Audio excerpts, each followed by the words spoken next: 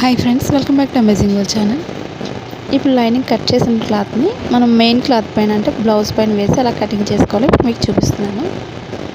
మన ఛానల్ ఎవరైనా first time చూస్తున్నట్లయితే లైక్ చేయండి, షేర్ చేయండి, సబ్స్క్రైబ్ చేయండి. ఇప్పుడు మనం డబుల్ ఫోల్డ్ చేసుకోవాలి. హ్యాండ్స్కి ఒకవేళ బార్డర్ వచ్చింది అనుకున్నట్లయితే మనం హ్యాండ్స్కి తీసుకోవచ్చు. బార్డర్ అనేది ముందుగా డబుల్ ఫోల్డింగ్ అయితే ఈ విధంగా తీసుకోవాలి. మనకి డిజైన్ బట్టి మెయిన్ చూసుకోండి నేను ఎలా వేసుకోవాలనేది. ఇప్పుడు కరెక్ట్గా ఈ విధంగా తీసుకొని మనం మెజర్మెంట్ని బ్యాక్ పార్ట్ వేసుకోవాలి.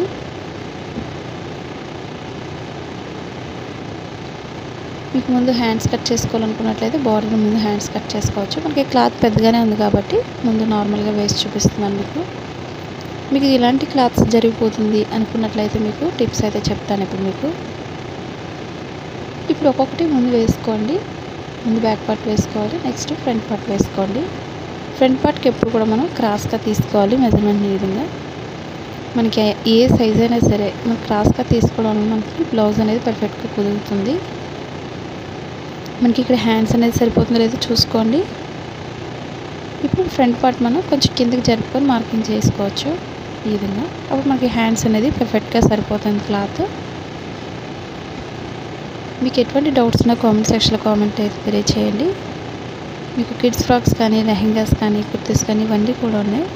లంగా జాకెట్స్ కానీ. మీరు సబ్స్క్రైబ్ చేయకపోయినట్లయితే సబ్స్క్రైబ్ చేసుకోండి. మీకు ప్రతిదీ కూడా ముందుగా నోటిఫికేషన్ వస్తుంది.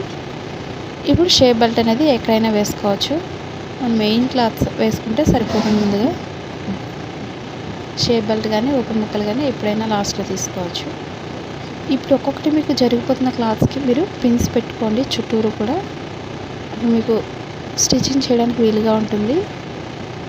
అంటే ఫోల్డింగ్స్ రాకుండా మనకి పర్ఫెక్ట్గా రావాలంటే ఆ విధంగా మీరు ఒకసారి కొత్తగా నేర్చుకునే వాళ్ళు ట్రై చేయండి. చిన్న చిన్న టిప్స్ పాటిస్తే సరిపోతుంది. మనకి దళసరి క్లాత్, కాటన్ క్లాత్ అయినట్లయితే ఈజీగా కట్ చేసుకోవచ్చు. రెండు సిల్క్ బ్లౌజెస్ అయితే మీకు జారిపోతుంటుంది స్టిచ్ చేయడానికి అయినా సరే, కటింగ్ చేసుకోవడానికైనా సరే. కాబట్టి కరెక్ట్గా ఈ విధంగా మార్కింగ్ అయితే కరెక్ట్గా చేసుకోండి.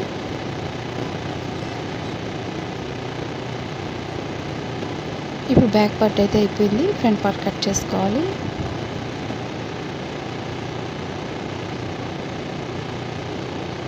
ఇప్పుడు ఫ్రంట్ పార్ట్ అనేది కరెక్ట్గా చూసుకోండి. మనకి హ్యాండ్స్కి ఎక్స్ట్రా క్లాత్ కావాలనుకున్నట్లయితే కరెక్ట్గా చూసుకొని ఎక్స్ట్రా క్లాత్ వదులుకొని కట్ చేసుకోవచ్చు. మనం ఒక 1 ఇంచ్ వెడల్పు అనేది ఎక్స్ట్రా వదిలి కట్ చేస్తున్నాను. ఎందుకంటే మనకి స్టిచ్ చేసేటప్పుడు ఎక్కువ తక్కువ రాకుండా మనం బ్లౌజ్ పర్ఫెక్ట్గా స్టిచ్ చేయాలనుకున్నట్లయితే ఈ విధంగా ఎక్స్ట్రా క్లాత్ అయితే తీసుకోండి. ఇప్పుడు పిన్స్ పెట్టుకొని పక్కన పెట్టుకున్నట్లయితే మీకు స్టిచ్ చేయడానికి వీలుగా ఉంటుంది. ఇప్పుడు ఫ్రంట్ పార్ట్ కూడా ఒకసారి చూసుకొని కట్ చేసుకోవాలి.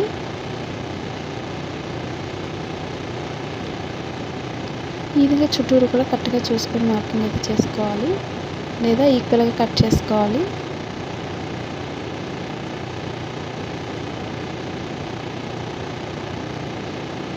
ఒక 1 ఇంచ్ ఎక్స్ట్రా తీసుకోవడం మనకి స్టిచ్ చేయడానికి వీలుగా ఉంటుంది.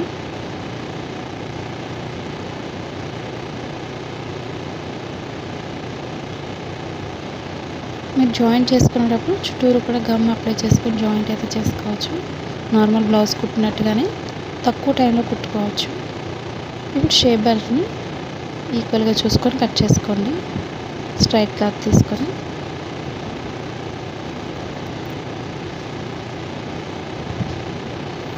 ఇప్పుడు చుట్టూరు కూడా ఎక్స్ట్రా క్లాత్ని కట్ చేసేస్తున్నాను. మీకు ఇన్విజిబుల్ షేప్ బెల్ట్ కూడా వేసుకోవచ్చు. మీకు బోటెక్ స్టైల్లో స్టిచ్ చేసుకోవాలనుకున్నట్లయితే ఆ విధంగా స్టిచ్ చేసుకోండి. అలాగే ఓపెన్ ముక్కలు స్ట్రైట్ పీస్ తీసుకోండి. ఒక 2 ఇంచెస్ వెడల్పు తీసుకుంటే సరిపోతుంది. తాళ్ళ పట్టీకి, ముక్సుల పట్టీకి అయితే అవసరం లేదు, లైనింగ్ వేసుకుంటే సరిపోతుంది.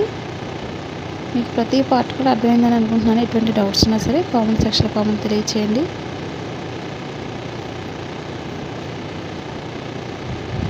మీకు ఎలాంటి వీడియోస్ నేర్చుకోవాలన్నా కామెంట్ సెక్షన్లో కామెంట్ తెలియచేయండి. ఈ వీడియో మీకు నచ్చినట్లయితే లైక్ అయితే ఒకసారి చేసి ఎంకరేజ్ చేయండి. Thanks for watching.